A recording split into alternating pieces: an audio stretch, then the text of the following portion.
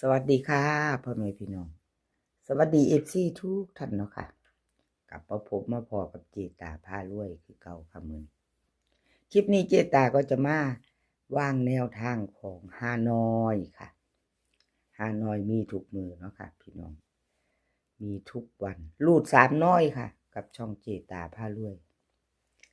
รอบแรกจะเป็นพิเศษ5 โมงครึ่งปกติ6 โมงครึ่ง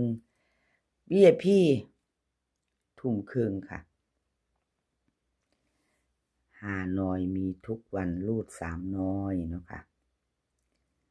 เห็นอยู่นี่อสมใจค่ะพี่น้องประวัติของอสมใจค่ะรูด3น้อย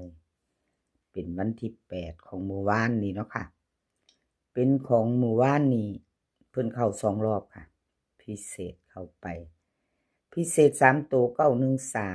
913ล่าง25ค่ะเข้าไปตัวเน้นตัวเจาะเต็มๆเน้นๆเจาะๆเนาะ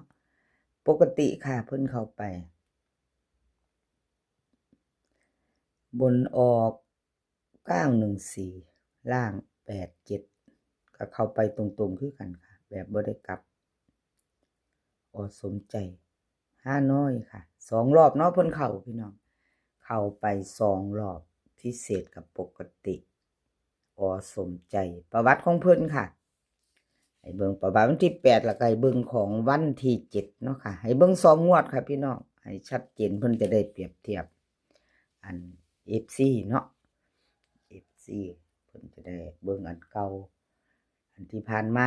1งวด2 งวดก็ได้เจตาว่าซั่นโอเคค่ะมาลุ้นต่อลุ้นมื้อนี้วันที่9ค่ะวันที่9มื้อนี้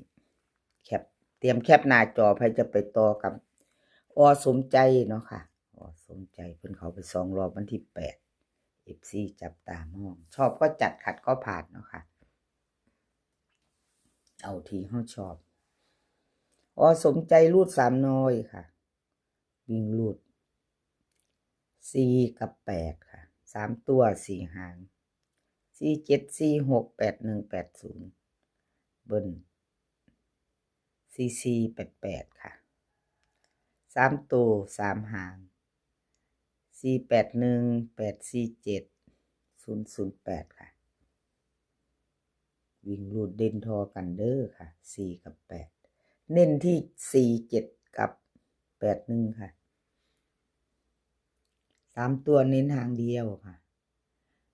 8 4 7แคปหน้าจอครับใครจะไปต่อรูด3น้อยกับสมใจมื้อแรงเนาะค่ะแคปหน้าจอไว้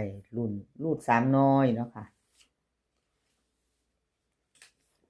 ไปต่อ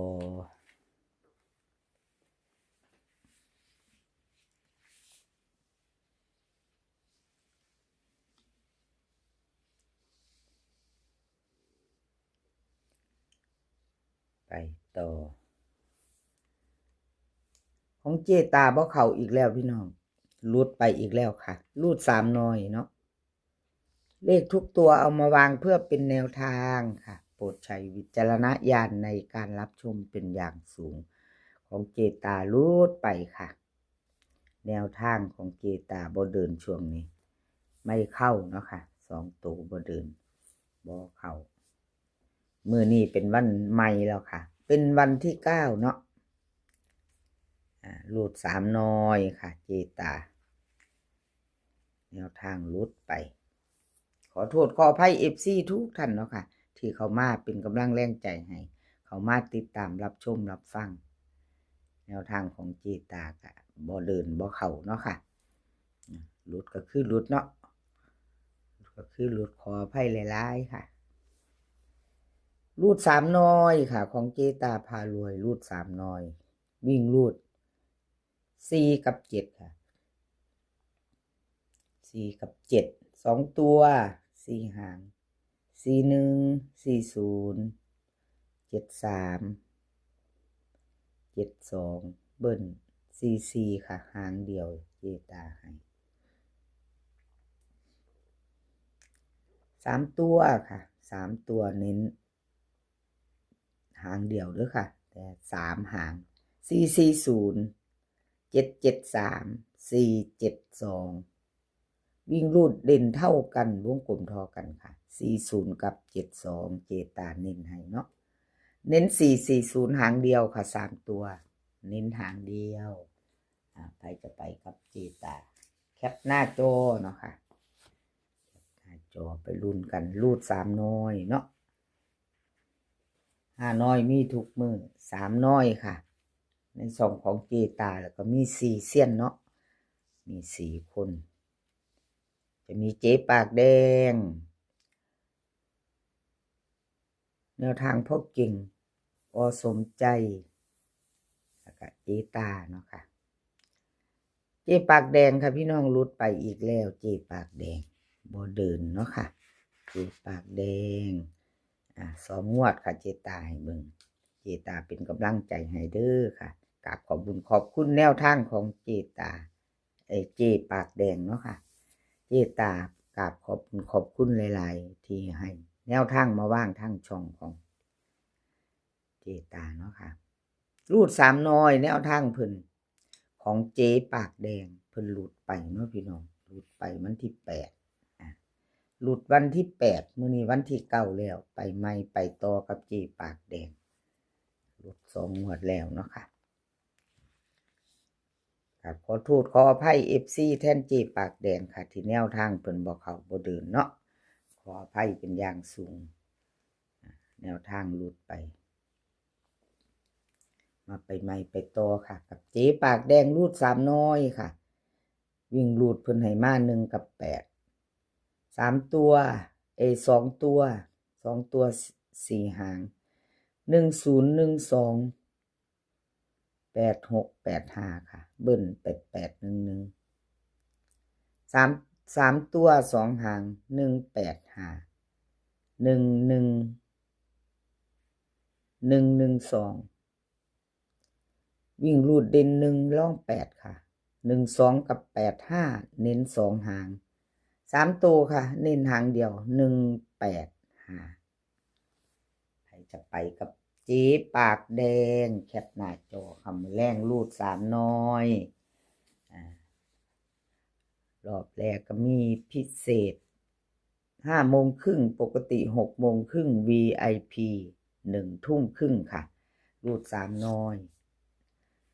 ในช่องเจตาพาเลยฮานอยออกทุกวันมีทุกวันเนาะค่ะมีทุกมือฮานอยชอบกระจัดขัดกระพานค่ะแนวทางพ่อเก่งค่ะแนวทางพ่อเก่งรูด3น้อยเพิ่นก็เข้าไปอยู่รอบนึงเนาะค่ะพี่น้องเพิ่นเข้าไป2ตัวบนพิเศษ913เพิ่นเข้าไป13บน2ตัวค่ะ13บน2ตัว13ตัวเน้นตัวต่อเพิ่นพร้อมวงกลมให้พร้อมเพิ่นเข้าไปเนาะค่ะแนวทางพ่อเก่งไผตามไผได้ก็ดีใจนำเนาะค่ะพี่น้องไผได้ก็ดีใจนำไผยังบ่ทันตามก็เอาแคปหน้าจอไว้ไปพิจารณาวันที่9ไปใหม่ไปต่อถ้าชอบก็จัดขัดก็ผ่านเนาะค่ะพิจารณาเบิ่งเอาถ้าชอบประวัติเพิ่นเนี่ยจะงวดเนาะค่ะรวดไปวันที่7ให้เบิ่ง2 งวดครับประวัติ2 งวดผ่านไปเนาะค่ะใหม่มาแล้วค่ะใหม่มาแล้วใหม่วันที่9มื้อแลงรูด3น้อยของพ่อเก่งค่ะวิ่งรูดเพิ่นให้มา3กับ0ค่ะ2ตัว4หาง31 30 02 01เบิ้ล00 3ตัว3หาง300 3302 011ค่ะวิ่งรูดเด่น3ร่อง0เด่น2หาง2ตัวค่ะ30กับ01 3ตัวค่ะ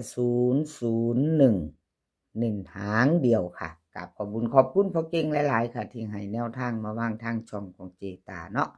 แนวทางรูด3น้อยแนวทาง5น้อยมีทุกมือค่ะแคปหน้าจอใครจะไปต่อกับแนวทางพ่อเก่งเนาะค่ะคลิปนี้ก็ขอให้พี่น้องโชคดีมีความสุขค่ะรูด3น้อยโชคดีกับ5น้อยมือแรงทั้ง3รอบเนาะ มีความสุขให้สุขภาพร่างกายแข็งแรงกันทุกคนค่ะ เดินทางไปไสก็ขอให้ปลอดภัย เดินทางไปขอให้มีโชคค่ะ กลับมาขอให้มีชัยคลิปหน้าพ้อกันใหม่ค่ะ คลิปนี้ก็สวัสดีค่ะ